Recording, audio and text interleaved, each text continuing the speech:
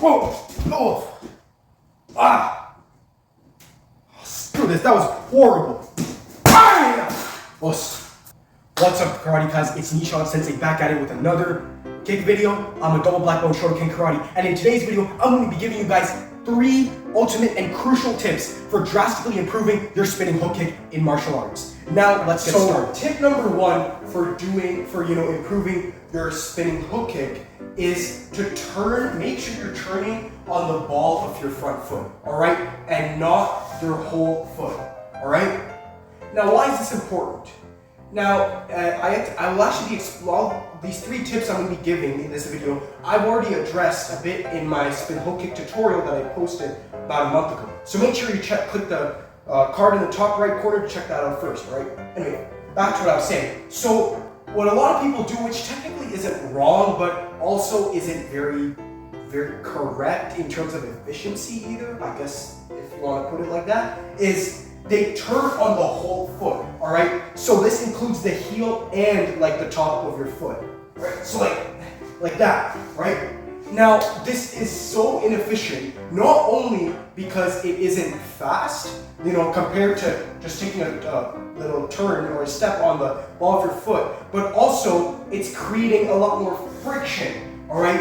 Which makes you, turn slower, all right? Which then leads to, not being able to turn fast enough, all right? And the more friction you're creating, the harder really it is going to be to, turn properly, all right? And you might even you can even potentially hurt your knee by turning too hard on on your whole foot, right?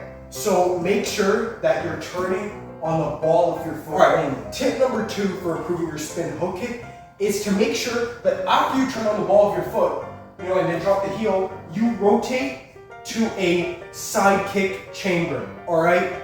Now this tip, I put a lot of emphasis on when I'm teaching this to my students because, you won't believe the crazy things I've seen people do when throwing a spin hook kick, all right? So here are 2 things I see a lot of people do. Either this, so extending the whole leg and then chambering in the last second, or they chamber too late and then they throw a hook kick that goes downward or diagonally, which looks awful, right?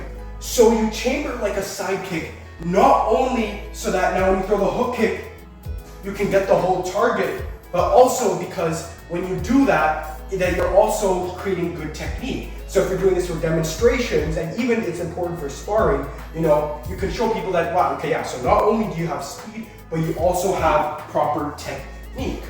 All right, the 3rd and final tip I have for you guys to improve your spinning hook kick is to make sure that when you actually throw the hook kick, you're not leaning. You're not leaning too much to throw it, all right? And now here's the idea behind why people think leaning down a lot is important.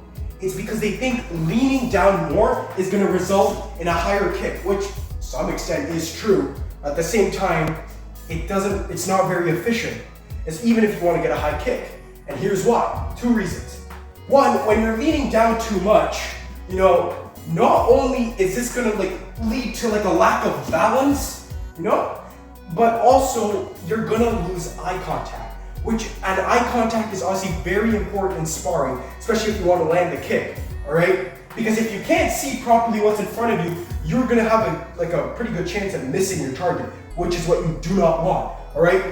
And if you really do want a higher hook kick, all you can do is just, create a higher side kick chamber, so that now you can throw it a lot higher, because a higher chamber leads to a higher kick, all right? All right, so now I'm gonna be showing you guys a demonstration of a good spinning hook kick that addresses these 3 tips, all right? So tip 1, turning on the ball of your foot. Tip 2, turning to a side kick chamber. Tip 3, not leaning too far back and using a higher chamber instead to throw a higher kick, all right? Now if I do it fast with these 3 tips addressed, it will look something like this.